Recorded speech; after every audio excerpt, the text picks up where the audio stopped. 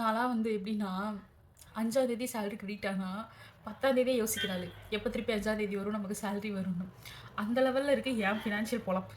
அ இந்த லட்சத்தில ஆஃபீஸ்ல புதுசு புதுசா வேற கிளப்புறாய்ங்க. சீக்ரெட் சான்டாவாம். நான் என்ன கதையில இருக்கேன்னா, நானும் இல்ல முக்காவாசி பேர் இந்த ஸ்டேஜ்ல தான் இருப்பீங்க. கையில காசு இல்லாதப்ப தான் ஃபோன்ல டெம்பர் கிளாஸ் போகும், ஃபோன்ல ரீசார்ஜ் முடிஞ்சு போகும், சோப்பு, சீப்பு, கண்ணாடி இந்த மாரி அத்தியாவசியமான பொருட்கள் காலியாகும். நான் அதுவும் மெயினா இந்த பேச்சுலரேட்ஸ் பொழப்புலாம் வந்துட்டு நாய் படாத பாடா இருக்கும். இந்த மிட் ஆஃப் த மந்த்லயும், எண்ட் ஆஃப் த மந்த்லயும். இதில புதுசு புதுசா கிளப்புறீங்க. என்னது சீக்ரெட் சான்டாவாம்.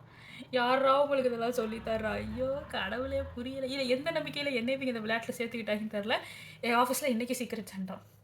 சரி, கையில கூட காசு ஏதாவது ரெடி பண்ணிக்கலாம்னு வச்சுக்கோங்களேன். ஆனா என்னடா நான் கிஃப்ட் குடுக்குறது? அவங்கலாம் வந்து முகரைய கூட நான் முழுசா பார்த்தது இல்லையே! அப்படின்ற மாரி தான் எனக்கு இருக்கு வந்த நேமலாம். இதில நான் என்னத்த கிஃப்ட் குடுக்குறது? எனக்கு ஒண்ணும் புரியல. ஆக்சுவலி வந்து இந்த மாரி நெறைய பேருக்கு நடந்திருக்கும் ஆஃபீஸ்ல. இப்ப அதுவும் கிறிஸ்மஸ் டைம்ங்கிறனால நெறைய பேருக்கு இது போயிட்டுருக்கும். எனக்கு புரியலங்க. என்ன கிஃப்ட் வாங்குறது? இது என்ன கேமு? எதுவுமே எனக்கு புரியல. அத விட கொடுமையா என் பேரு எவனுக்கு போய் சிக்கியிருக்குன்னு தெரியல.